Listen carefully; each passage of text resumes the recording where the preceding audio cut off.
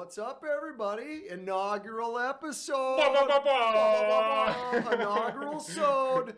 2 cents with Josh and Spence. Let's go, man. Let's go. Let's get it. God. This is going to be your podcast for all things real estate. And more.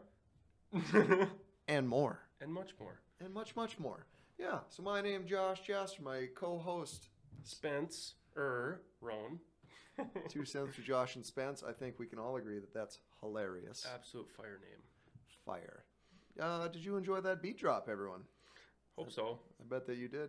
Yeah. Let's Shout out me for that beat drop. Shout out. All right. Josh, tell us what this whole podcast thing is about here. Well, I just wanted an opportunity to talk to our people. That was terrible. No, so want to start a podcast. Want to start because we get people coming up asking us questions all the time. How's the market? Mm-hmm. What about this? What about that?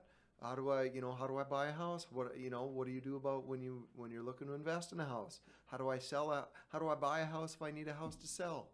What are interest rates doing? What's this? What's that? So we thought, hey, let's take a couple minutes out of our day every week and have a little podcast here. Maybe, Boy, do we have the answers for you people. maybe even have a little fun. Maybe. Whoa. Real estate's not fun. Isn't it? Yeah, it is. It's super fun, dude. Soup's fun. So yeah, that's kind of what we're looking at doing. But also, I'm excited. You're a big mindset guy. We're gonna get into a little bit of that. We're gonna get into business ownership, not just real estate, but talk with different business owners, lenders, inspectors, appraisers. Yeah. Yeah. We're gonna do all that. Yeah. So I'm excited, man. No, this sure. is gonna be fun. A little bit of lifestyle will then creep in. I'm sure, but yeah.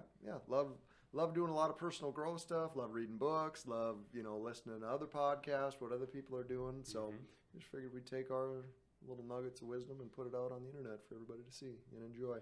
Hell yeah. So yeah, heck yeah. Censored. Well, so this first episode, we're going to talk a little bit about the market. How's the market? As real estate agent, exactly. You're wherever. What do people ask you? Hey, man, how's the market? How's the market? Hey, I'm just trying to get. how's the market? I'm just trying to get some groceries here, pal. I can't really get into this right now. Market's perfect, man. It's fine. It's perfect. Great. It's great. Yeah. All right. But yeah, so that is like the most common question that we get, and it's one of those things where it's like, do you really want to know? Do you want me to actually get into it, or is this just like a? Are we small talking, or you want me to bust out my calculator, my home buyer procedures? Well, today, let's get into it. Let's get into the nitty gritty. Let's talk about the market and what's actually going on in the Fargo-Moorhead area. The Moorhead-Fargo area, yeah. Spencer. Yeah. How's the market? Well, let me tell you. Let's talk about it. Are you buying or selling? That's a great question. I love how you answered that question with another question. What if I am a first-time home buyer looking to get into a house? What happens? How's the market? Well, that's a pretty broad question again. But it's I think the best way for me to look at the market is to compare it to the past a little bit. Sure. So in the past, the winter, like February, we were seeing houses are selling, in one day with 5, 6, 7, 8 offers, and just, going absolutely, the market was crazy. Like you couldn't get into a house. If you were selling a house, it was easy peasy. Lemon squeezy. Yeah. Yeah, it was. But now, interest rates are kind of coming up. Creeping. They're creeping. Things are starting to slow down, and we got some stats here. Let me pull them up. Let's talk about it. So, like I said, back in February, the number of listings that we had in the Fargo-Moorhead area was 527. Okay? That's super low, crazy low. Now, we are currently sitting at 827. So, much more listings than... What's that, 30% more, 25% more, give or take, something like that? Do I look like a math major to you? You're the best looking math major I've ever seen. But a little bit of context, right? So it's like if everybody's like, Oh man, there's way more houses on the market. This is crazy. Now it's not a good time to buy anymore. Well, okay, I've been a realtor for 7, almost 8 years now, and like on average, I feel like over my career, if I pull up the Flex MLS, the multiple listing service for the Fargo Moorhead area that it contains, at any given time there'd be between like 12 and 1,600 homes for sale. Mm-hmm. Okay, and that would be kind of more of a balanced market, right? So although homes listings are up maybe 20-30% over what they were in just an absolute bonkers market, like it's still very much a seller's market at this point. What do you think? I mean, yeah, but I also feel like the whole seller versus buyer's market, like, don't you think it evens out? Like, you know what I mean? Like if you, yeah, it was a crazy seller's market when interest rates were super low and, you know, there's multiple offers and all that, but I bet you those people who bought in February when interest rates were 3% are pretty happy with their purchase right now. Right. And too, like, and that's why it's just such a random, not a random question. It's a very logical question. Like, how's the market, right? Because everybody lives somewhere, right? And Mm-hmm. whether they're in an apartment looking about buying or looking to step up or looking to get investment properties, whatever. Just lost my train of thought. This is the worst podcast of all time. Sweet, man. Let's get into some more stats, huh? 2 cents for Josh and Spence. The other thing that we look at is absorption rate. So explain to us what absorption rate is. We're going to circle back to whatever I was thinking about at some point. But basically what absorption rate is a way of like looking at the market. So imagine right now there's whatever, 500 homes for sale and 100 houses or no. 500, okay. There's 500 houses for sale in all Fargo Moorhead, right? Mm-hmm. And 500 sell every month. So the absorption rate would be 1 month. There's 1 month worth of inventory on the market, right? Conversely, say there's 1,500 homes for sale and 250 are selling a month. Well, then all of a sudden, then there's whatever, 8 months worth of inventory. Meaning that if no other home got listed, it would take 8 months to sell all the homes that are for sale. So it's a way to kind of track and see where the market is. So a general rule of thumb, so if there's like 3 months or less of inventory, that would be considered a seller's market. Okay? Anywhere between like 4 and 6 months, give or take, is like a fairly balanced market. And then if there's 6 months or more of inventory, then it's a buyer's market, right? So imagine going anywhere, buying anything, and like, I don't know, you're looking to get a house and there's one house for sale in town. Well, then that, you know, then that's supply and demand. Supply and demand. Yeah. Supply and demand. Versus, you know, there's 4 houses for sale on this block. Like this house is probably going to have to be perfect in order for you to want to take it. Otherwise, like, well, I'll just keep shopping. Right. So absorption rate back in February was 1.28 months, which is crazy. I feel like as long as I've been in the business, I've never seen it that low. Yeah. Interest rate now in June is 2.16. So we're coming up, still, like you said, below that 3, so kind of a seller's market.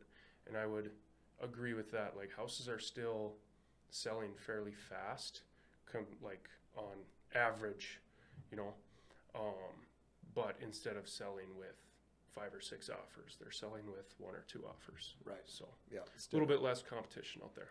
Yeah. Which is a breath of fresh air for buyers, because like it was very challenging. Like you'd go out, like there's many times where we were just all sitting in the office, and then it was like the bat phone rang or something, like a new listing hit the market, and then you and Brooke would like immediately start having to call people like, oh, I gotta go show this house, and because it's gonna sell like that night. Right now, yeah. There's no like, okay, we'll go look at it Thursday afternoon. It's like, no, like, drop what you're doing right now. Yeah. I will add in my firstbborn child to this offer. Yeah. Oh, you've already got 2 of those. Oh, well. In a different offer. Well, shoot. That's a good offer. So this is kind of interesting too. Sold to list ratio is 100.1%. So that means, you know, you list it at 300,000, you're getting 100% on average. So Right. that's very good. Still in that seller's market. Yeah. So you list it at 300, you sell it for 300, as opposed to a lot of people, when people think about buying anything, they think, well, it's listed for 300, so let's offer 275, and then we'll meet at 287 Right. or whatever. It's like, Yeah. well, that is not the case right now. It's been Yeah. much more of not a matter of like how much under asking can we offer, but like how much over asking are we willing to go. So it's been bonkers. Yeah. Yeah. But I will circle back, because it did kind of come back to me what we were talking about. We were talking about like, how's the It's market? been killing me. I know. Well, it's just such a generic question, but it's like, it all depends, right? Like everybody lives somewhere. And so like, well, interest rates are up. So I can afford less house, right? Well, if you're renting, then interest is like 100%, That's what I was going to bring up too. right? Yeah. So it's like, okay, well then there's $1,500 a month that you're never going to get back, Yeah. ever. Versus, you buy and sell in the same market, right? So say if the market is up 10%, you sell your house for 10% more, but then you pay 10% more for the next house you're buying. So if you're buying a step up home, so you sell a house for 200,000 and then the house you buy is 400,000, well then you're not, you could sell your house quick for Yeah. multiple offers and stuff like that and have it be pretty easy, but then you're also going to be paying more for that house. So it all just kind of depends. But ultimately, like most of the time when people are asking that question, it's just kind of a generic, like, well, if I was going to time the market, but nobody ever really times the market. Yeah. Like you either get married or you didn't. You either had another kid or you didn't. You're either getting divorced or you didn't. You either got a new job or you didn't. Like life just happens, and then, you know what I mean? Mm-hmm. So, Well, and we also have, like, I feel like the Fargo-Moorhead market is so strong where, like, prices are always going to increase. Like, you don't see a big dip. Like, it might go down a few thousand, but over time, like, you're always going to go up. It's going to be a good investment. 100%. And like you said, like, I hear all the time, well, I'm going to wait for interest rates to go lower. Well, then when that happens, we're going to get the same thing. Like, prices are going to go up. So Right. I feel like it all kind of evens out sometimes, but That's one of my favorite memes for like many reasons. That picture of Tom Brady throughout the years, like 20 years of Tom Brady. Oh, like yeah. just like waiting for, like, here's me waiting for the market to slow down. Every year, Tom Brady just being the best. yeah, No big deal. Shout out Tom Brady, TB12. love that. Hashtag GOAT status. So what do you think the end of the year is going to be like? I keep hearing interest rates are going to come up. We spoke with a lender recently, and kind of predicted interest rates might be at 8% by the end of the year, which seems outrageous, but Well, better again, than- historically, like which we talked about with Chris when he was in, like historically 8% is like a pretty median interest rate, like pretty decent. I was reading a book one time where this guy owned a bunch of hotels, and then in like 2006 he refinanced a bunch of them because the interest rates went down to like 6.5%. Which is just crazy. But what I've always like figured would happen from like reading other books and stuff like that. So typically when a market shifts, like what I assumed would happen would interest rates would rise like they are. So then somebody going to buy a home, all of a sudden they can afford less home, right? Which is going to kind of like keep prices kind of in check. Like prices can't appreciate at 6% every year. Like that's just not sustainable, right? So, but then usually when that happens, you kind of get that like mass, like, oh shoot, we've hit the peak of the market. So now going from like 500 homes to 800 homes for sale to then maybe going to like 1,200 homes for sale. So now all of a sudden you got a buyer that has a higher interest rate so they can afford less house, and they've also got more houses to choose from. So I feel like that's going to not crash the market or anything like that. But I do feel like it's going to make it more of a balanced market. You're going to see longer days on market. You're going to see more price reductions, and you're going to see, I would like just guesstimate like a stagnated, you know what I mean, where there might go a year or two with like maybe 0.5% appreciation or 1%, as opposed to the 2 or 3 that we've historically gotten, and less than the 6 or 7% than we've been getting. You know what I mean? Does that make sense? For sure. So like, it definitely makes sense. Interest rates are causing demand to go down. It's summer. people are listing their houses, more supplies going up. So Mm-hmm. maybe we're kind of shifting towards a buyer's market. Yeah, or more so of a balanced market for Yeah, sure. balanced, yeah. Because like even when you take a listing in a balanced market or a buyer's market, like you're not guaranteed that that's going to sell, right? Right. But like when we've been taking listings the last 6 months, it's like this baby's going to sell. It's just a matter of how many offers, what are the best terms that we Yeah. can get on How that many offer, hours how many hours it'll take to sell. how many hours we got to mess around with this offer before we can put the sold sign out. So yeah, I do feel like the market's going to change, but at the same time, like any number of things could change to change that. So the other thing that I feel like has kept the housing market strong is that like the cost to build a new home has also gone up, Yep. right? Yep.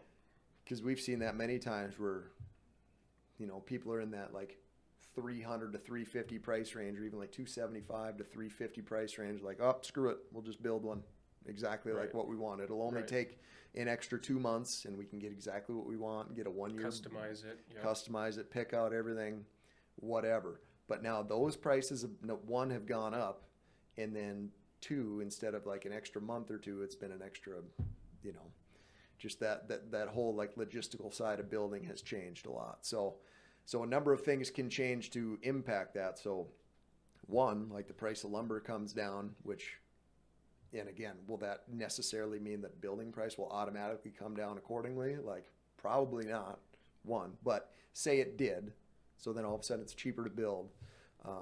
But then two, like,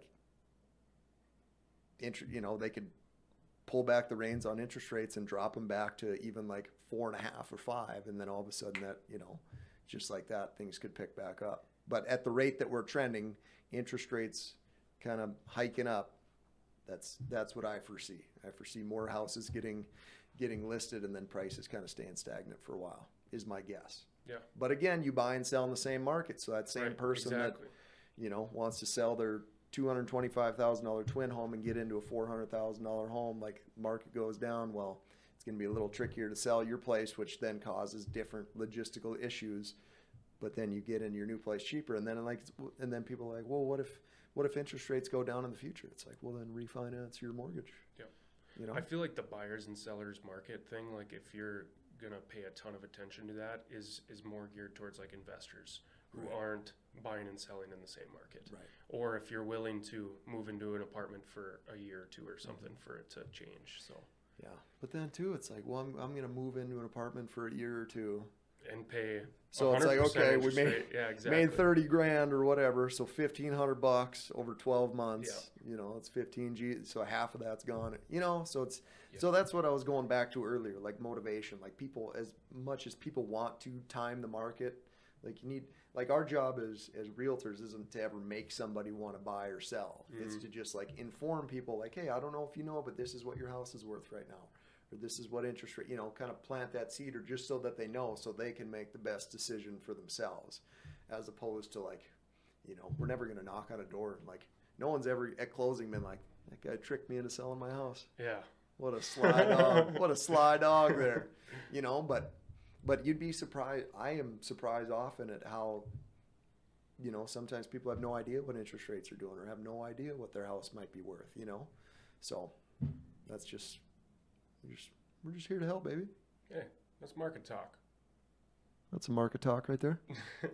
Well, yeah, I think we want to keep these episodes short and sweet. Listen to them on the way to work. So should we wrap it up here? Let's put a bow on this bad boy. Make sure to like, subscribe. Smash the subscribe button. Smash I'm it. sure we'll put it on Facebook, so share it. Yeah. Tag your friends. Tag Give your us a family. share. Do it all. Sharing's caring, baby. Yeah. It's pretty. Takes a lot to keep the lights on here, so it's we Well, need some likes. If you're watching on YouTube, you'll see that we don't have a whole lot of lights. We're kind of in a closet here, so. It used to be a very nice office of one of our teammates, and Yeah. now it's a studio, which is great. But anyway, yeah, 2 cents, Josh and Spence. We'll see you next time. Watch for deer. Shake a bug.